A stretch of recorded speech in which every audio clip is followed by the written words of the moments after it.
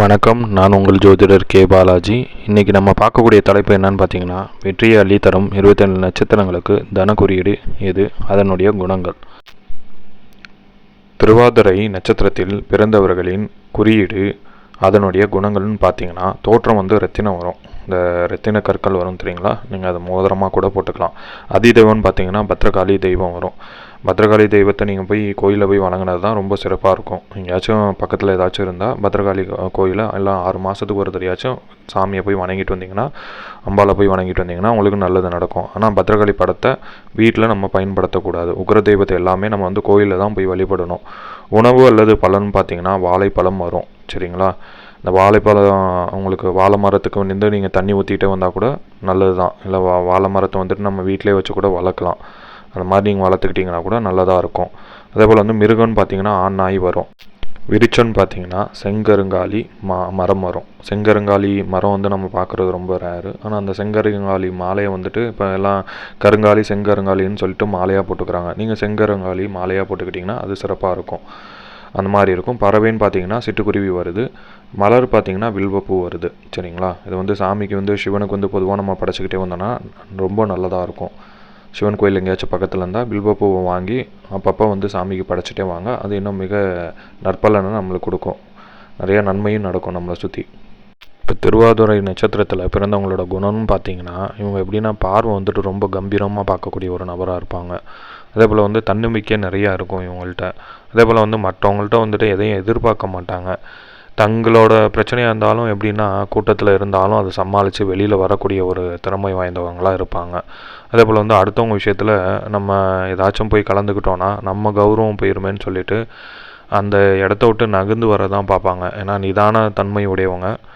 முன்னெச்சரிக்கையாகவே எதை எடுத்தாலும் செயல்பட்டு கொள்வாங்க. அந்த மாதிரி ஒரு நபராக தான் இருப்பாங்க.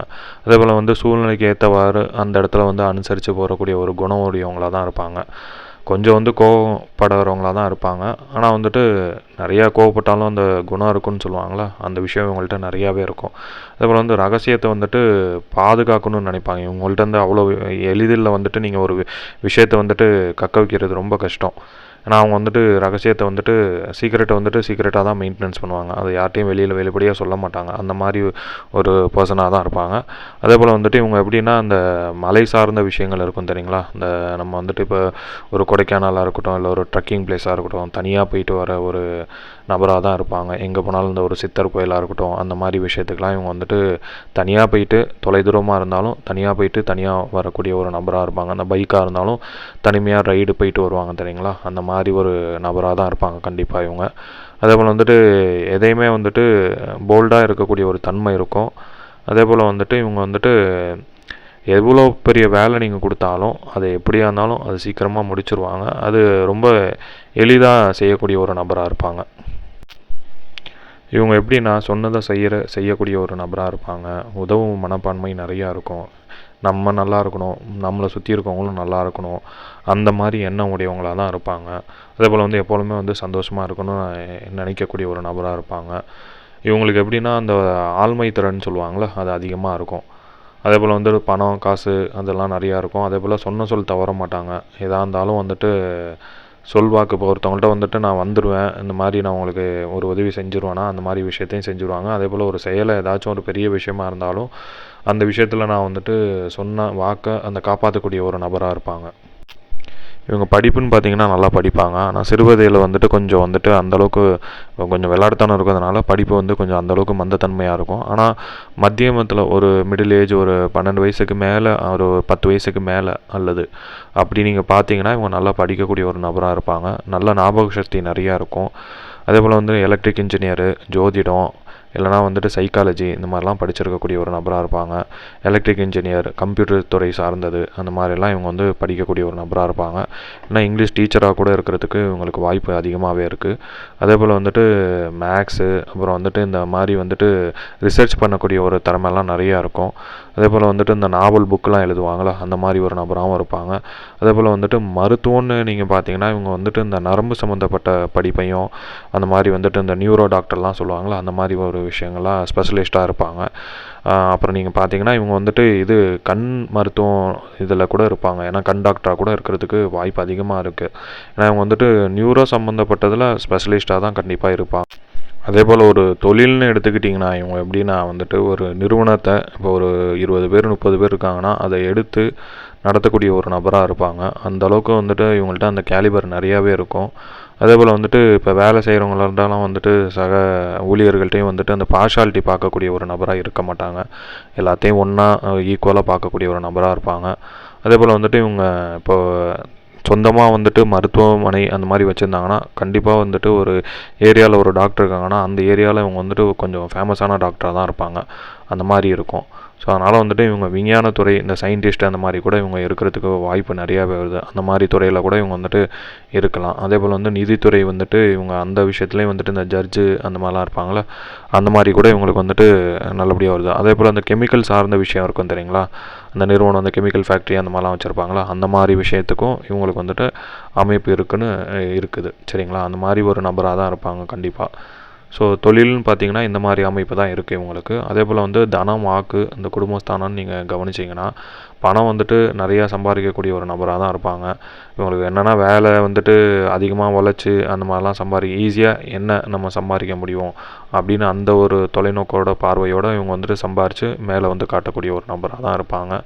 அதே போல் வந்துட்டு பண விஷயம் இவங்களுக்கு வந்துட்டு நல்லபடியாக வந்துட்டு ஒரு தொழிலாக இருக்கட்டும் இல்லை பணமாக இருக்கட்டும் அதெல்லாம் நிறையாவே இருக்கும் இவங்களுக்கு. திருமண வாழ்க்கைன்னு பார்த்தீங்கன்னா அந்தளவுக்கு வந்துட்டு மன நிறைவாக வந்துட்டு தராது இவங்களுக்கு. அது ஓகேவாக இருக்கும். ஏதோ மேரேஜ் வந்துட்டு அந்தளவுக்கு வந்துட்டு இவங்களுக்கு பிடிச்ச மாதிரி நடந்திருக்காது. அது ஒரு ஏற்றத்தாழ்வு இருக்கும் இவங்களுக்கு. இப்போ திருமண வாழ்க்கை என்ன தான் வந்துட்டு அழகான மனைவி அமைந்தால் கூட எப்படின்னா வந்து தாம்பத்திய வாழ்க்கையில் வந்துட்டு அடிக்கடி வந்துட்டு பிரிவினை ஏற்பட்டுரும் இவங்களுக்கு. அந்த மாதிரி ஒரு இருக்கும் இவங்களுக்கு, அந்த தன்மை இருக்கும். இவங்களுக்கு ஹெல்த்துக்குன்னு ஏதாச்சும் ஒரு பிரச்சனைனா அந்த தொண்டை பிரச்சனை அந்த மாதிரி வந்து ஆஸ்துமா இல்லை அம்மை நோய் சம்மந்தப்பட்ட பிரச்சனை, இந்த மாதிரி ரத்த அழுத்தம் நோய் அந்த மாதிரிலாம் இருக்கக்கூடிய ஒரு இதாக இருக்கும். மர்ம பிரச்சனை இருக்கக்கூடிய அந்த இடத்துல ஏற்படும், உங்களுக்கு பிரச்சனை ஏற்படக்கூடிய ஒரு இதாக தான் இருக்கும்.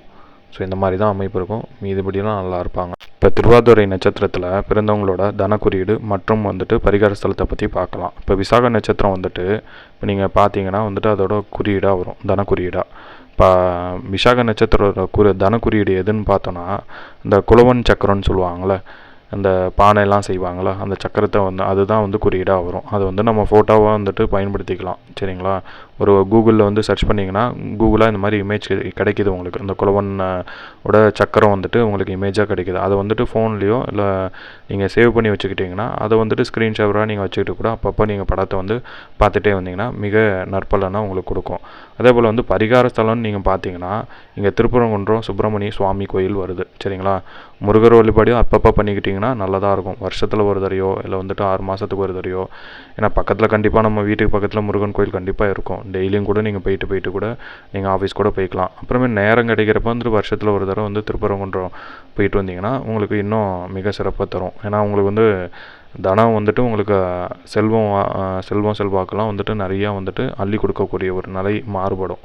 ஏன்னா வந்துட்டு நம்ம கஷ்டப்படுறதே வந்துட்டு நம்ம பணம் நல்லபடியாக சம்பாதிக்கணும், நம்ம மேலே வரதுக்காண்டி தான் சம்பாதிக்கிறோம். இந்த தன குறியீடுன்னு பார்த்தீங்கன்னா நீங்கள் ஃபினான்ஷியல் சார்ந்த விஷயத்துக்கு பயன்படுத்திக்கோங்க. ஒரு பேங்க் அக்கௌண்ட் ஓப்பன் பண்ணுங்கள், இல்லைனா வந்துட்டு மியூச்சுவல் ஃபண்டு, எல்ஐசி பாலிசி, இல்லை ரியல் எஸ்டேட்டில் எதுவும் இன்வெஸ்ட்மெண்ட் பண்ணுறீங்களா, இல்லை கோல்டு ஏதாச்சும் வாங்குறீங்களா, இந்த மாதிரி விஷயத்துக்கு நீங்கள் பயன்படுத்திக்கலாம். இது குழந்தைங்க வந்துட்டு ஸ்கூலில் படிக்கிறதுக்கு கூட நீங்கள் ஃபீஸ் கட்டுறதுக்கு பயன்படுத்தி கொள்ளலாம்.